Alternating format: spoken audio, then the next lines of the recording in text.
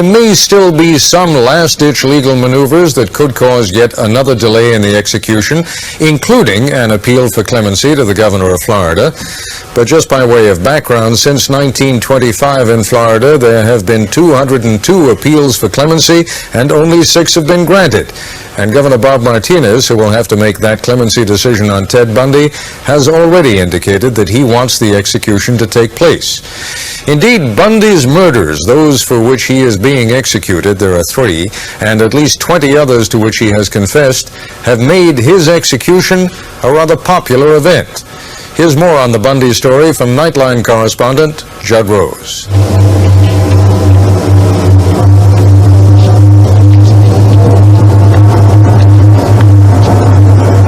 These are just a few of Ted Bundy's victims, the dead and the living. I say this for each member of my family, and I'm certain for the other families too.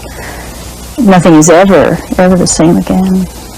I find myself even now when I'm in a crowd looking for everything he did to the girls, the bludgeoning, the strangulation, humiliating their bodies, torturing them.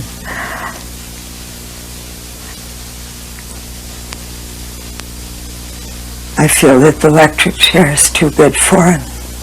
It's been a long time, 15 years since the first murder, 10 years since he went to death row. But now it's just hours. Unless there's a last-minute stay, at 7 o'clock tomorrow morning, they'll throw the switch on the electric chair at Florida State Prison, and finally, the tragic, twisted saga of Ted Bundy will be over. He is an affront to civilized society.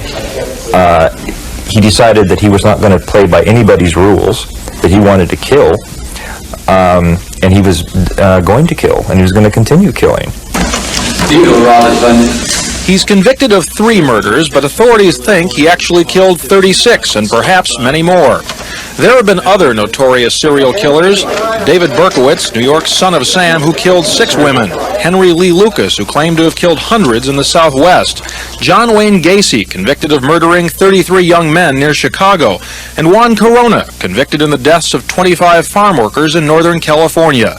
Misfits, loners, drifters.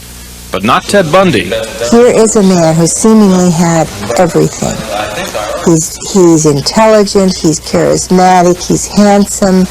He was on his way in the Republican Party. I thought he would be governor of Washington now rather than going to the chair. Bundy had gone to college and law school, worked in politics. Men admired him, women liked him, but behind the mask was a depraved killer. Starting in early 1974, he began stalking pretty young women.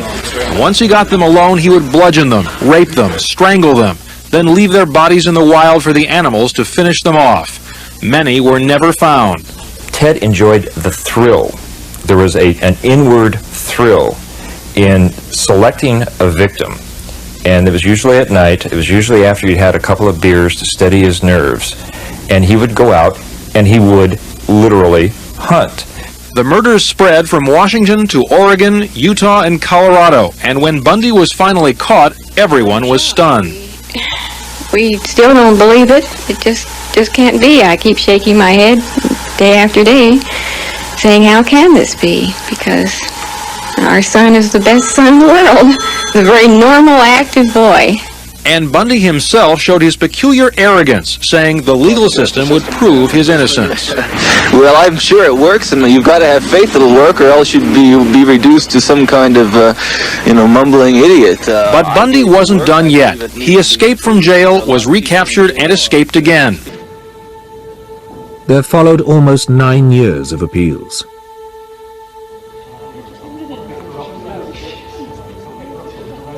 One point which emerged was that Bundy claimed that he had been spurred on by pornography. Anti-porn crusaders leapt at this revelation as confirming their worst fears. Dr. Victor Klein, a psychiatrist,